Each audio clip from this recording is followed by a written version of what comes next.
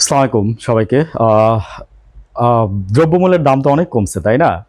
তো এই রমজানে এই যে দ্রব্যমূল্যের দাম যে এত কমছে, মানে গত 15 বছর না 20 বছরই ধরেন, 20 বছরের মধ্যে কেউ দেখছেন? মানে আমার মনে পড়তেছে না যে আমি 20 বছরের মধ্যে এই যে 15 টাকা 20 টাকা কেজি আলু আমি কিনতে পারছি। গত রোজাতেও মনে করেন যে আলুর দাম মানে 80 টাকা না 70 টাকা ছিল। আর পেঁয়াজের দাম তো মানে আরো বেশি ছিল, এরকমই ছিল। পেঁয়াজ আলুর দাম তো একই রকম ছিল, কাছাকাছি ছিল।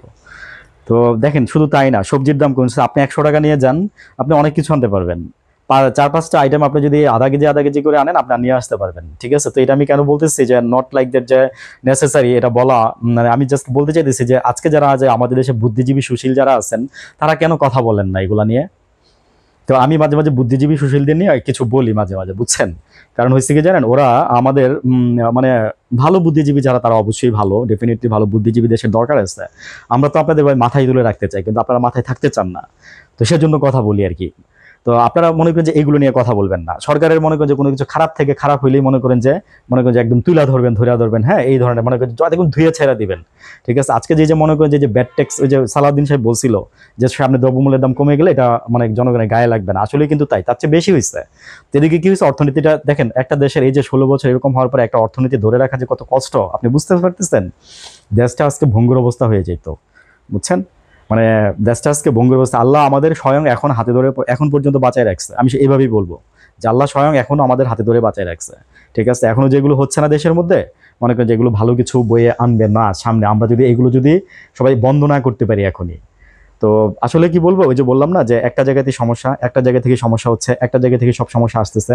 ওই একটা জায়গায় যদি মনে করেন যে আমরা যদি এই জায়গাটা থেকে যদি বেরোতে পারতাম, তাহলে মনে করি যে আমাদের আর কোনো সমস্যা থাকতো না, আমাদের ভিতরে কোনো সমস্যা থাকতো না। আমাদের ভিতরে সমস্যা সৃষ্টি করা হচ্ছে। ঠিক আছে?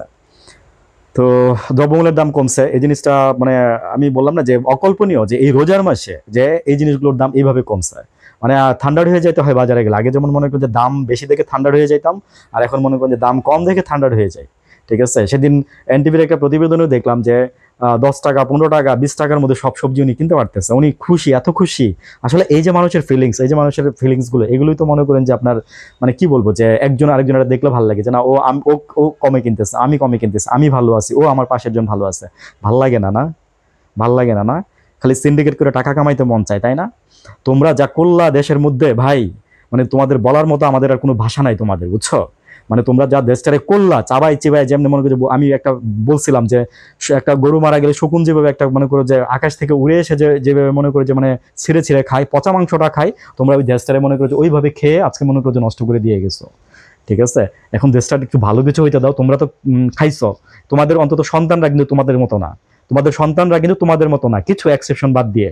ঠিক আছে? চেয়ারম্যানের সন্তান চেয়ারম্যান হবে, খারাপ হবে, এটাই স্বাভাবিক, ন্যাচারাল, কারণ শিখতেছো, ওর ব্লাড খারাপ।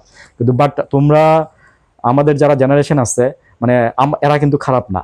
ঠিক আছে? এরা কিন্তু ভালো, এদের মধ্যে কিন্তু ব্লাড গুলা কিন্তু অন্যরকম চেয়ে মানে অন্যরকম। আমি কিন্তু সবসময় বলি যে ব্লাড কথা বলে। ঠিক আছে? ব্লাড কথা বলে, এটা সত্যি কথা। তো আমার কথা হচ্ছে যে এই জেনারেশনের আপনাদের সন্তানই আছে যারা নাকি এগুলোকে আমাদের মন মানসিকতাকে সাপোর্ট করে। সেদিন আপনার সালমান মুক্তাদির একটা মানে বক্তব্য শুনতেছিলাম, যে নির্বাচন নিয়ে আপনার বক্তব্য, মানে সে একটা টিভিতে বলতেছিল। তো বললো আর কি যে নির্বাচন তো সবার আগে ব্যান করে দেওয়া উচিত। This name is Gen Z. ঠিক আছে? আমি বলবো যে ও তো একটা জেনজির একটা পার্ট। হ্যাঁ? তো আমরা যারা মনে করেন যে আসি না এরকম, যারা কাছাকাছি আসি এই বয়সের আগে পরে কম বেশি, মানে আমরা এগুলোই চাই ভাই। আমরা আমরা আমরা চাই না আমরা মারামারি কাটাকাটি। আমি বলছি অনেকদিন আগে একটা কথা, যে আমরা এই জাতি, আমরা এই বাঙালি, আমরা বাঙালি কখনোই যে মারামারি কাটাকাটি হানাহানি আমরা এগুলো পছন্দ করি না। এই জেনারেশনটা আমরা পছন্দ করি না। ঠিক আছে? আমরা প্রাণের মৃত্যু, আমরা এই জিনিসটা পছন্দ করি না। আমরা প্রাণের মৃত্যু দেখলে, শুধু প্রাণীর মৃত্যু বলতে নট লাইক দ্যাট যে মানুষ, আমি সব প্রাণীর কথাই বলতেছি। রাস্তায় যদি একটা বিড়ালও মারা থাকে, আমি দেখছি অনেক অনেক ভাইকে দেখছি, বোনকে দেখছি, বিড়ালের প্রতি সিম্প্যাথি বা হোয়াট এভার ইচ, মানে রাস্তা থেকে নিয়ে তারা মনে করেন যে আপনার মানে মাটি দিয়ে আসে। ঠিক আছে? This is the sympathy. করুণা না, সরি, সিম্প্যাথি না, মানে কি বলা যায়। এনিওয়েজ, তো আমার বলার উদ্দেশ্য ছিল যে দয়া জিনিসটা যদি আপনার মধ্যে না থাকে, মানে সিম্প্যাথি না, দয়া জিনিসটা যদি আপনার মধ্যে না থাকে, তাহলে আপনি কখনোই এগুলো করতে পারবেন না। তো আমাদের মধ্যে ভাই এই জিনিসগুলো আছে। তো সালমান মুক্তাদির বলতেছিল যে নির্বাচন সবার আগে ব্যান করে দেওয়া উচিত। তারপরে কি করা উচিত জানেন? তারপরে হচ্ছে যে এই যে মানে ও বলতেছিল আর কি যে এই যে 8 বছর শিশু দর্শন, দেশের অবস্থাটা কি, দেশের আইন শৃঙ্খলার এত বাজে পরিণতি, এর মধ্যে নির্বাচন চাই কিভাবে মানুষ? আসলে তো সত্যি কথা। আমারও তো মাথা এটাই বলে, আমারও তো মাথা এটাই কাজ করে যে দেশে নির্বাচন চাই কি, এত মানে কি দরকার এত এত নির্বাচন করতেছেন কেন? এই সরকার আইসা যদি বলতো যে আমরা 3 বছর থাকবো, 3 বছর থাকবো, আমরা 3 বছরের সংস্কার করবো, মানে আসলে ওই সরকার মানে সরকার এই সরকারের মানে যখন নাকি এই অভ্যুত্থানটা হয়ে গেছে, এরপর থেকে আসলে আমাদের না ভুলের মানে শেষ নাই, বুঝছেন? সত্যি কথা, ওই যে একদম প্রথম দিন থেকে আমরা ভুল করে আসতেছি।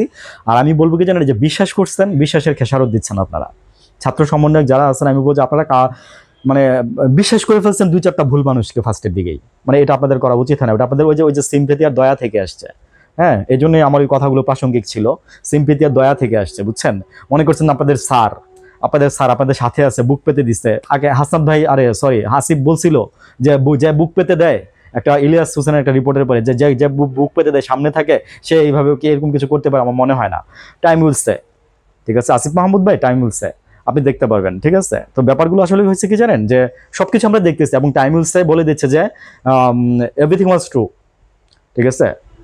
আর আমরা মানে কি বলবো, যে এই জেনারেশন আমরা অন্যরকম ভাই, বিশ্বাস করেন। মানে আমরা না এই জিনিসগুলো চাই না, আমরা শান্তি চাই। আমরা চাই যে আমি আমার কাজ করব, আমি আমার মতো করে চলবো, ফরেন স্টাইল বলতে নট লাইক দ্যাট মিনস যে সবকিছু।